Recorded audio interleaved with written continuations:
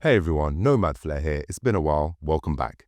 Since the PS5 launched, I've tested plenty of Pro controllers, but I always find myself coming back to the DualSense Edge. It's a fantastic controller, sleek, high-performing and premium looking. That said, it's not without its drawbacks. It only has two mappable rear buttons instead of four, which can be limiting, especially in first-person games like Call of Duty. Initially, it was only available in white, and while Sony eventually released a black version 2 years later, the white rubber handles tend to discolor over time, making the controller look worn out. Many players also complain about the short battery life, but that's never been an issue for me since I always play plugged in at my desk. When it comes to Pro controllers, you have two options. You can customize your own, or you can go for a pre-built one. Later in this video, I'll walk you through how to do this on the HYPR website. Today, I'll be reviewing the HYPR controller, breaking down its pros and cons, and helping you decide if it's the right fit for you. On this channel, I only promote what I believe in, so you can trust that this review is based on my honest 1-month experience. Let's start with the unboxing. So this is my custom-built controller. So the colors and components you see are the ones I selected myself. The packaging is clean and features a magnetic flap.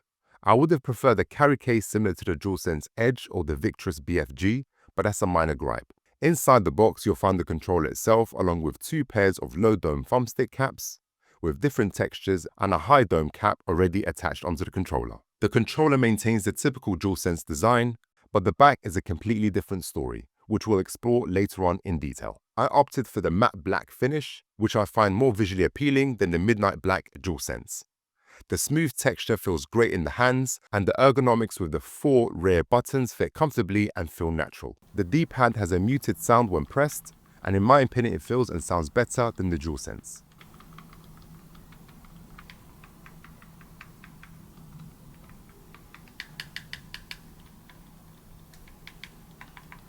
Size-wise, both controllers are nearly identical and have the same mass. But the face buttons on a HYPR controller are unmarked due to obvious reasons and have a satisfying bounce when pressed. The matte finish makes a noticeable difference compared to the standard DualSense plastic. It feels much smoother and softer on the fingers. On the front of the controller, it features a mute button, a mic, and a home button branded with the HYPR logo. For the triggers, I chose the quick triggers instead of the adaptive ones, since I mainly play FPS games. However, you do have the option to customize them for adaptive triggers if that's your preference. The thumbsticks I went for use Hall effect sensors, which are more durable and resistant to stick drift, so you won't need to replace your controllers often or purchase an analog module. The thumb caps are easy to remove and attach, just pull upwards and they detach. Interestingly, they're identical to the DualSense Edge's caps and even fit onto the controller itself. My controller came with a pair of high sticks and two pairs of low sticks, each with different textures. I preferred the high sticks as it gives me a greater range of motion and reduces thumb fatigue when moving in FPS games. To be honest, I can never go back to low sticks. I also chose an orange glide ring to give the controller a pop of color. Some players find the DualSense Edge too heavy, making extended play sessions uncomfortable.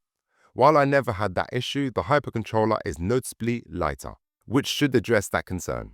Unlike the DualSense Edge, which features a patterned touchpad and triggers, the HYPR opted for a more minimalistic design and of course can't replicate the same design due to copyright reasons. The L1 and R1 feel snappier than those on the Edge, which is a plus for warzone players who use inverted or flipped controls, as aiming and shooting will feel more rapid. I chose the quick trigger option, which has a 1mm depth when pressed for faster response times in FPS games. However, the depth isn't adjustable, and I would have preferred a 3-level trigger system like the Edge for added versatility, especially for racing games like Forza Horizon 5 that's now on the PS5.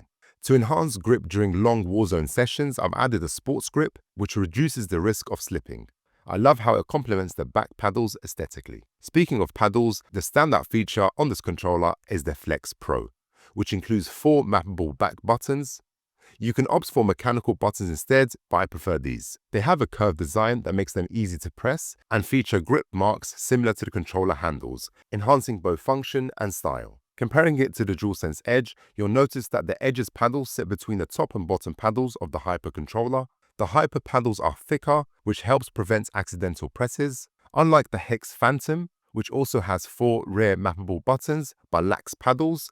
The hypercontroller's design makes it easier to differentiate between buttons, preventing frustrating misinputs. Battery life is around 6 hours, which could be better. Ideally, I would like to see at least 10 hours. If you do play wirelessly, investing in a long charging cable or a docking station is a good idea, as this will minimize any situations arising where you're so eager to have a gaming session with friends, but then you realize you have a dead controller. So annoying. Mapping buttons is simple. Hold the hyper button until a red light appears, then press the button you want to assign along with the paddle. The LED will blink to confirm the mapping. Hold the home button again until the red LED light disappears. For Warzone, I've mapped the circle slide button to the bottom right paddle, the jump X button to the bottom left, the pick up square to the top left, and the plate up triangle button to the top right. This setup significantly improves movement and reaction time. Adjusting from 2 to 4 paddles took some time getting used to, but after a month, I no longer accidentally press any face buttons. Now I can keep my thumbs on the analog sticks at all times, boosting my reaction time, which is crucial, like I said earlier, for FPS games. To get your own hypercontroller, visit their website and then select your platform, then choose between a pre-built or a fully customizable option. You can select the colors, the rear performance features, the triggers, the thumbstick modules, and much more. The price updates in real time as you add the features, so do keep an eye out on the price as it does increase quite quickly. The price for a controller like mine with all the added features will run you around $230, so this can be pricey, but you are choosing what you want. So is the hypercontroller worth buying? The short answer is yes. If you're on the market for a pro controller, Hyper offers top-tier features and full customization. The areas for improvement, such as implementing a 3-level trigger system, extending the battery life to at least 10 hours, and including a charging cable and travel case. However, the hypercontroller excels where it matters. The 4 rear remappable paddles feel natural and responsive. The face and D-pad buttons are tactile, and the Hall effect analog sticks eliminate stick drift worries. The added sports grip ensures stability even during intense gaming sessions. For me, that ticks the majority of my boxes, and that's why the hypercontroller will replace my DualSense at the moment. So if you're interested in picking up the hypercontroller, I'll leave a link in the description below. And if you made it to the end of this video, you're a real one. I really appreciate you.